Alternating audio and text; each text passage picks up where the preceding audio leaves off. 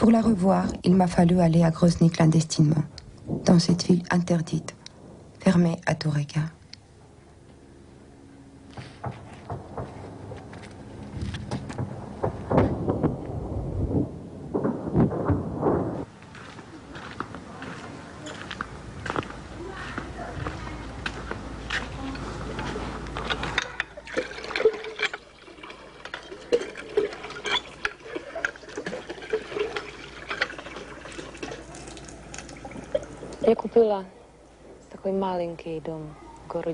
J'ai acheté cette petite maison à Grozny et depuis j'y habite comme les autres habitants d'ici.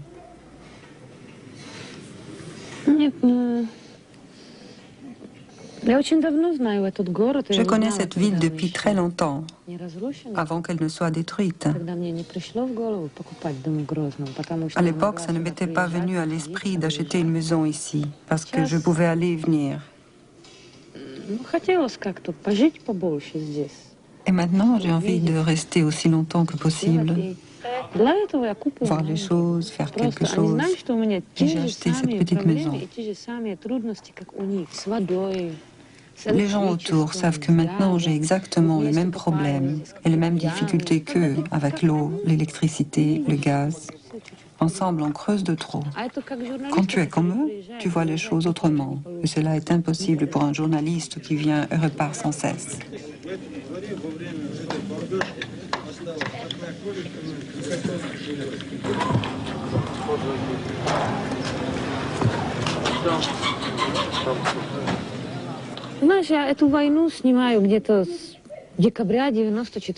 Je filme cette guerre depuis 1994, depuis plusieurs années.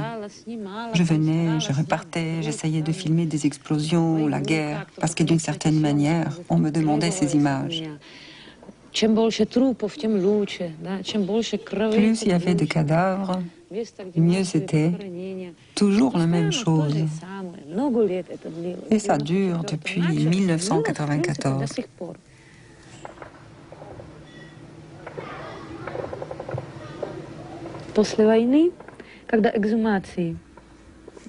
Après la Première Guerre, je suis allée filmer les exhumations.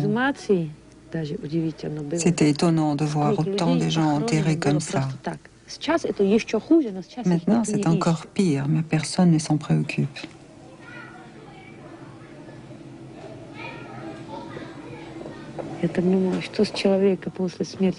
Je pensais, que restait-il d'un être après sa mort? Que ces chaussures?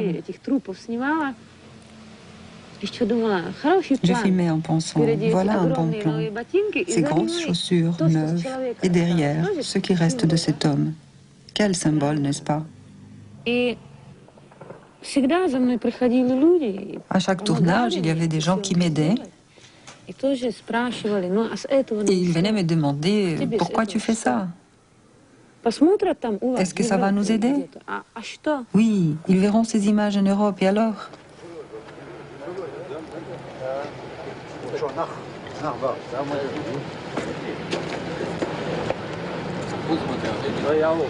Je n'avais pas pitié de ces gens, et je doute que les journalistes aient pitié d'eux. C'est pas vrai. Ils veulent des images, des articles, et peut-être après, ils ressentent quelque chose. Mais ce qui vient en premier, c'est le travail. Pour moi, c'était aussi comme ça.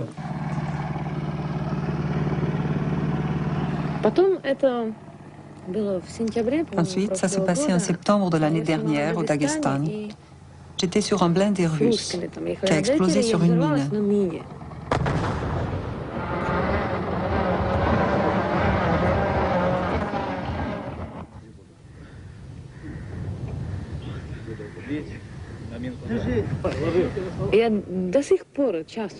Je me souviens des conversations que j'ai eues avec mes supérieurs de la télé tchèque à Prague. Je les ai appelés et je leur ai dit, je viens de sauter sur une mine et la caméra tournait toujours. Et ils m'ont répondu, c'est parfait. Je m'attendais à ce qu'ils me demandent s'il ne m'était rien arrivé, s'il y avait des victimes. Il y avait une victime pourtant. Quelqu'un était mort.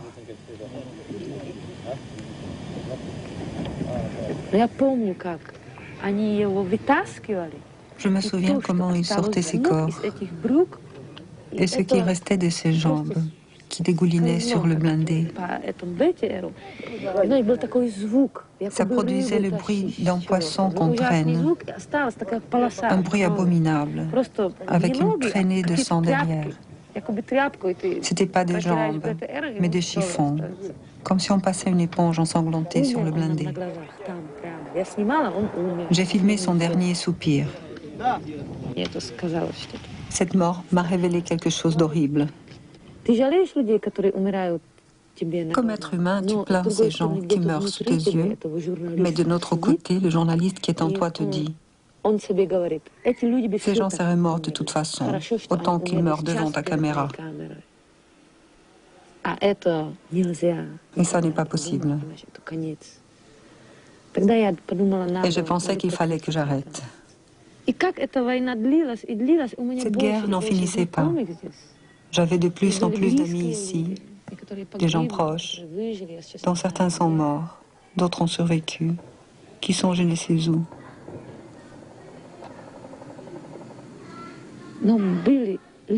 Mais il y avait des vrais liens, parce qu'on ne peut pas vivre ici pendant des mois et des années et garder cette sorte de mur.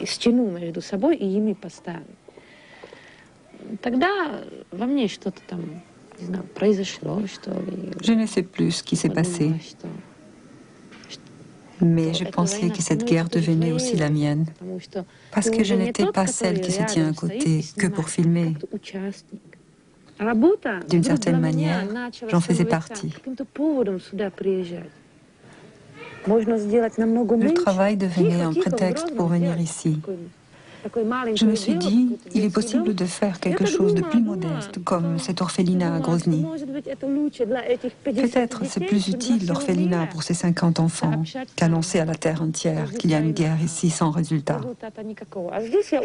Et ici, je vois que ces enfants mangent en moi. Je veux simplement échapper à ce mensonge à moi-même, à me dire que j'accomplis quelque chose de grand pour l'humanité en arrêtant la boucherie grâce à ma caméra. J'ai compris que ce n'était pas vrai.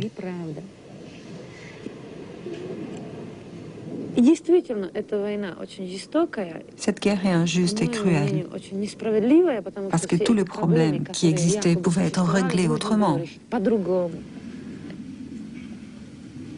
Et maintenant, cela s'appelle une opération antiterroriste. On m'a prévenu de ne pas faire de la politique. Mais ça n'a rien à voir avec de la politique, mais des bêtises. Tout le monde le sait. Je sais que cette guerre va continuer non seulement jusqu'à la destruction de quelques terroristes, mais jusqu'à ce qu'il n'y ait plus qu'un troupeau de gens obéissants qui fera ce qu'on lui dictera. C'est ce qu'ils veulent à Moscou. Chaque nuit, j'entends tomber des obus. Et ça va durer.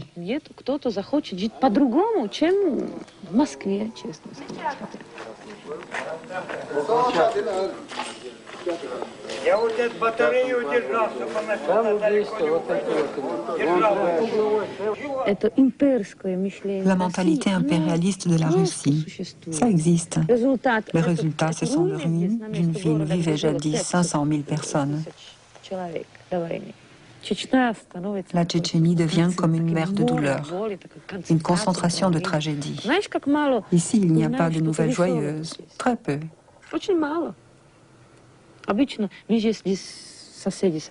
Avec les voisins, on se réunit le soir, on boit du thé, ça arrive.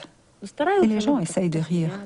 Et puis, on en vient toujours à la même chose. Et où est passé tel voisin? Disparu, torturé, mort, enterré. Il faudra le déterrer demain. Et la nuit tombe là-dessus. Aujourd'hui, la situation semble paisible. Le soleil brille, tout semble normal. Mais demain, tout peut changer. Qui sait?